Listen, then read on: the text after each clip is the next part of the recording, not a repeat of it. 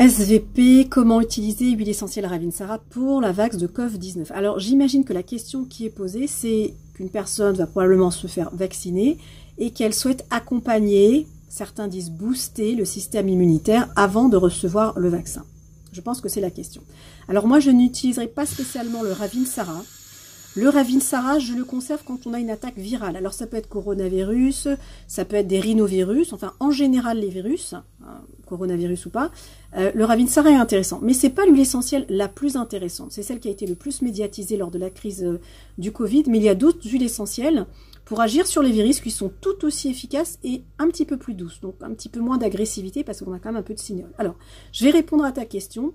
Ce qui est intéressant, en fait, c'est un protocole qui est connu avec les auteurs avec lesquels je travaille, qui est connu en tout cas dans le monde de l'aromathérapie. C'est que on va prendre 3 ou 4 huiles essentielles et on va les appliquer une semaine avant. Tu vas également l'appliquer après l'injection. Tu appliqueras un mélange que je vais te donner après. Et ensuite, tu l'appliqueras une semaine avant. D'accord? Donc, tu vas utiliser 3 gouttes de ce mélange. 1 goutte, je masse. 2 gouttes, je masse. 3 gouttes, je masse. Ok? C'est pas je mets 3 gouttes et je masse. C'est une goutte après l'autre pour vraiment faciliter cette pénétration. Donc, en général, les huiles essentielles qu'on va utiliser, ben, c'est finalement des huiles assez connues, assez classiques.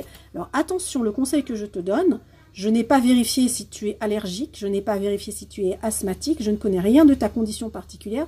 Donc, je te communique simplement on va dire des conseils, des recettes qu'on peut aussi trouver dans des livres, d'accord?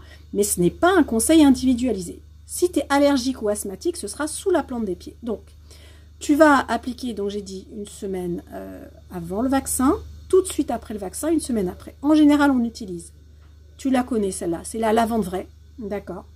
Le géranium rosa bourbon, ok? Le titri, c'est-à-dire le Melaleuca alternifolia. Et il y a aussi un thym qu'on utilise, qui est le thym à linalol. Écoute bien le chémotype, thym à linalol. Ne va pas me prendre un thym à thymol, ne va pas me prendre un thym mastichina. Tu me prends un thym à linalol, d'accord? Donc, géranium bourbon, titri, lavande vraie, thym à linalol. Et on mettra, donc, de géranium bourbon, on va mettre 2 ml, titri 1 ml, lavande 1 ml et thym à linalol 1 ml. Tu as ton petit mélange et tu appliques 1 goutte, 2 gouttes, 3 gouttes. D'accord? Alors, ce qui est important, après le vaccin, tu appliques ce petit mélange, 1 goutte, 2 gouttes, 3 gouttes. 1 goutte, pardon, tu masses. 2 gouttes, tu masses. 3 gouttes, tu masses. Et tu mets de l'argile. Ok? Tu mets de l'argile.